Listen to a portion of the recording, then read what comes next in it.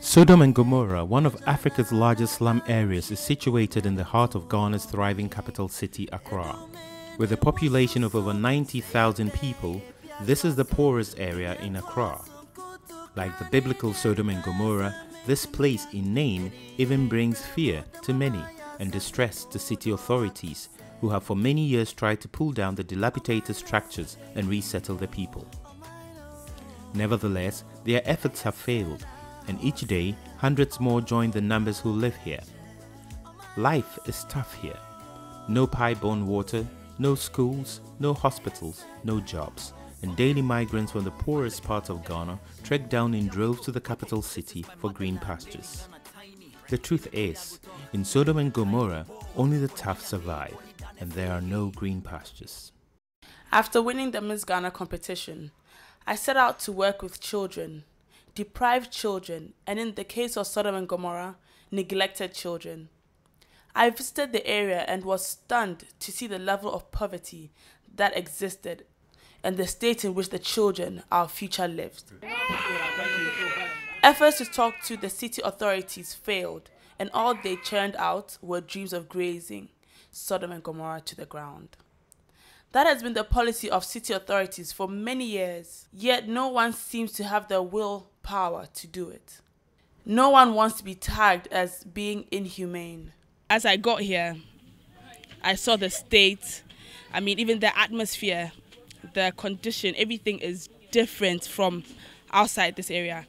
Look at the state that the children are living in, and it's wrong. And that alone has motivated me, because these are children under 5 years old, and look at the state they're living in.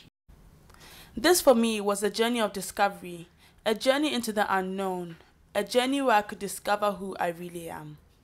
Not just a beauty queen, but a queen poised to change lives, change destinies, and change the way we think as a people.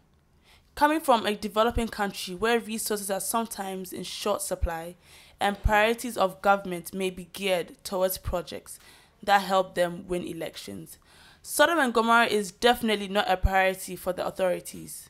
The journey took me into the heart of the West Slum area. A number of daycare centers had been set up by the community, not by the authorities.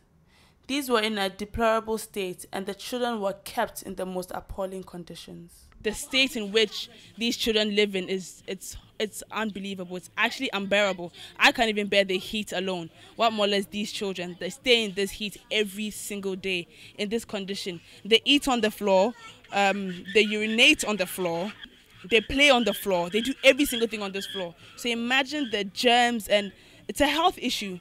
It's bigger than just refurbishing. It's a serious health issue with these children. Walking through Sodom and Gomorrah is a sight not for the faint-hearted. Yet we set out to change lives one step at a time. Support for some of our projects grew, and the refurbishment of a daycare center facility in the heart of the community was a must.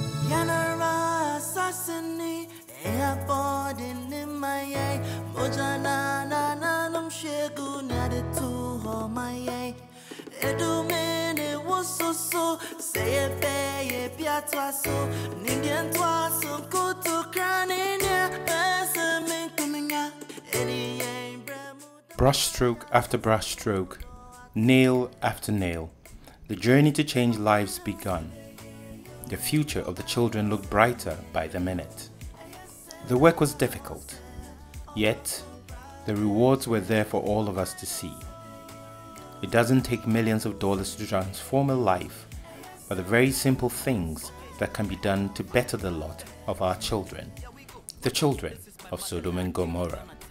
We saw before pictures and the place looked appalling, and we felt the best thing for us to do was to come in, provide the items needed to clean up the place, clean up the children as well, to get to help the mothers, kind of lighten the load on the mothers whilst they're out there working to earn for their kids. So we donated these items, and Stephanie has seen to it that it's been used in the right way. This is very, I don't think it is only a happy day for the women in this house alone. It is only a happy day for the whole community, and we are appreciating what Miss Ghana did for us. How Had it not be this woman coming to help the children in this house, I don't know. We were always struggling to pray for the Almighty Allah to bring people like this to come and do this kind of thing to the children in this house.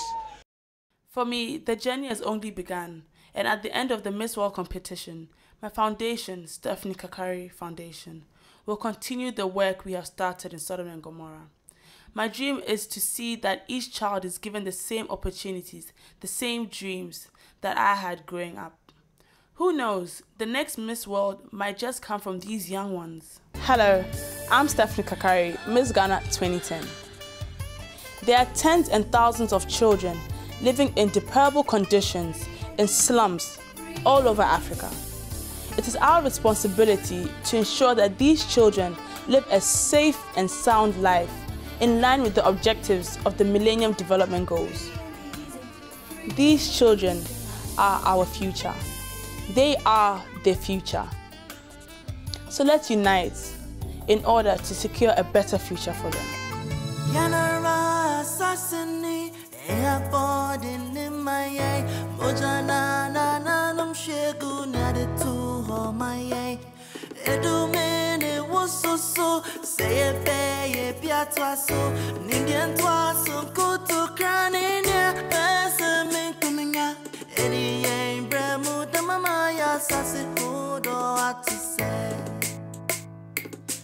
I know